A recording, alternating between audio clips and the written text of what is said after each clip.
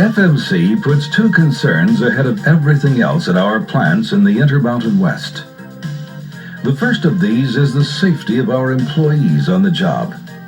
And right along with that, the safety of the rest of our environment, our wildlife, our incomparably beautiful mountains and valleys.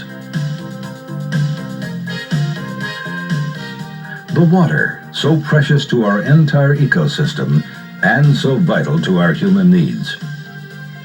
If such sentiments are to mean anything, they have to be translated into actions that protect human life and a plant that is the safest engineers, designers, and builders can construct. The presentation that follows is about safety in a plant that produces sodium cyanide. This product has been manufactured for decades by other major chemical companies and now by FMC. It's used to get gold out of ore. It's used in practically every plating industry. It's a commodity that will probably be used in industry for decades to come. Sodium cyanide, or NaCN, can be handled safely and can be kept out of the environment.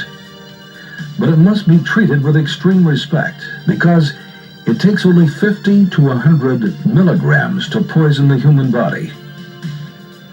To prevent your eyes from being damaged in case of exposure to a chemical, you trade your contact lenses for your old original eyeglasses because these can't trap a chemical and hold it against your eyes. Contacts can. Before going to your job at FMC, you take the first steps in preventing exposure to sodium cyanide by wearing the proper clothes. Long-sleeved shirts or blouses, preferably cotton because it doesn't chafe. Chafed skin is more susceptible to damage from a chemical. To protect yourself against contact with sodium cyanide or chemicals used in the processing, FMC issues outer garments made of PVC, high gauntlet gloves, a hard hat, goggles, steel-toed boots with a PVC or rubber covering, and a face mask to wear over but never in place of the goggles. In addition to these, your job may call for a respirator or even self-contained breathing equipment like the kind scuba divers use. At the end of each day, we collect your wet clothes for washing and decontaminating in case a chemical has clung to them without your knowing it. And before you go home, you take a shower so that any chemical that might have found its way to your skin is washed away. The wash water goes down the drain into a special plant collection system, never into the general sewer system. Daily preventive hygiene at FMC is comfortable clothing, taking care of your eyes, protecting your body from head to toe with PVC outer clothing with boots, goggles, hard hat, gloves, and possibly a face mask. Putting your work clothes into a collection area for washing. And taking a shower before you leave. One more hygiene measure for men is to cut facial hair. Because respirators have to fit skin tight, a man has to be sure that his beard doesn't interfere with a respirator mask. In addition to practicing good hygiene, everyone at FMC needs to learn the basic first aid measures that our emergency response team uses. Sodium cyanide is processed and held in control with caustic soda. The cyanide can poison the body, and the caustic soda can cause burns. When someone has become a victim of sodium cyanide exposure, first symptoms are likely to be from caustic burns, which look like sunburn, followed in rapid succession by a variety of other symptoms: weakness, headache, giddiness, confusion, anxiety, nausea, vertigo, a bitter taste in the mouth, and numbness or constriction in the throat. Breathing is rapid and deep at first, then becomes slow and gasping. The victim may have an irregular heartbeat, and the skin may appear pink or red. There is no time to waste, no time to stop and think about all this. The first thing you do when you see someone in this condition is to get the victim away from the source of the poison. This is how life is saved when you're fighting the effects of sodium cyanide. This employee doesn't wait to think it over. She sounds off loud and clear. She makes sure someone knows there's a coworker in trouble. And the result is that others hear and respond.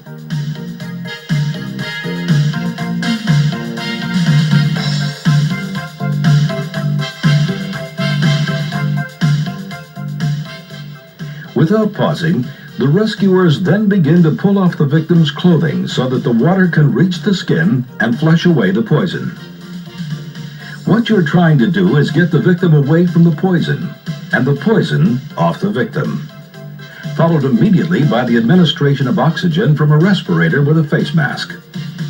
Oxygen is the most critical need because the sodium cyanide destroys the body's ability to use oxygen. The respirator replaces the body's oxygen system for the time being. The next step comes when and if you see signs that the victim is losing consciousness. And that is administering the extremely powerful stimulant, amyl nitrite. Amyl nitrite comes in ampules. Crush one in a piece of cloth and hold it under the victim's nose. Hold it there for 15 seconds, then pause for 15 seconds and do it again. In between times, administer more oxygen. You may have to do both at once. By giving oxygen and holding the amyl nitrite ampule inside the oxygen mask without letting it fall into the victim's mouth. It can be done. If the victim is slow in coming around, repeat the amyl nitrite 5 times.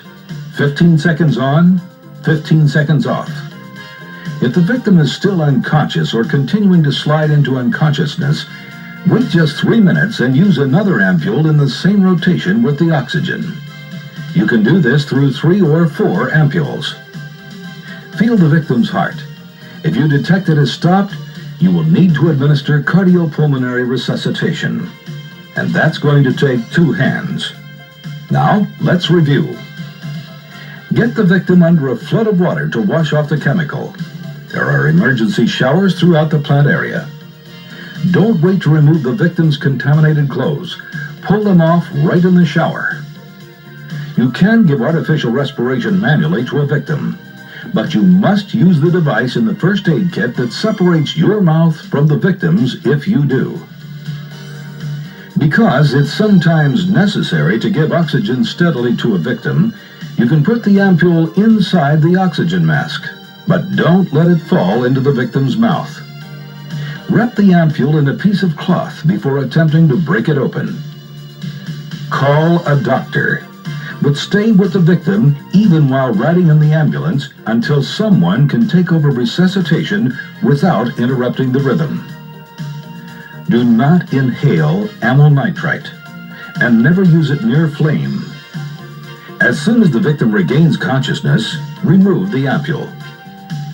Here is a situation in which the victim keeps saying he's all right when it's known that he has been in contact with sodium cyanide. This is where you can't take no for an answer. The best thing to do is gently force him or her to come with you. If the victim has been hit in the eyes with the chemical, you have to hold the eyes open under flowing water for 15 minutes. Not easy to do, especially for that length of time. But that's exactly what you or somebody has got to do by the clock. Never put ointments or salves into the victim's eyes.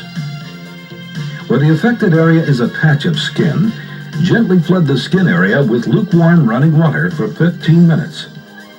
Get rid of the clothing that could have been contaminated.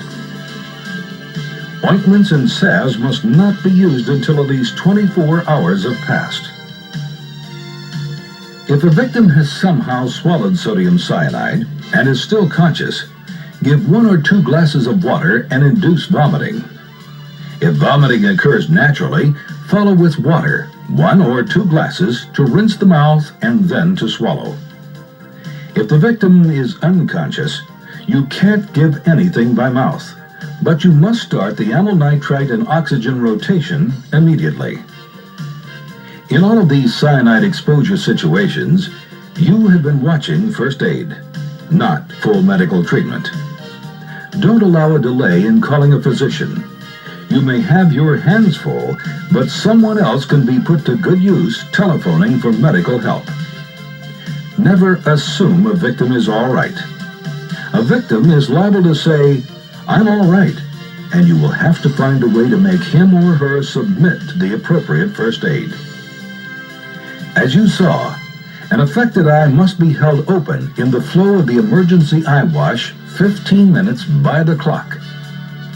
As lethal as it sounds, the swallowing of sodium cyanide can be counteracted by fast action and medical help. If the victim is conscious, survival is possible. Seeing a co-worker recover from sodium cyanide exposure is the payoff of fast first aid action. Isn't it worth learning how to do these few basic steps?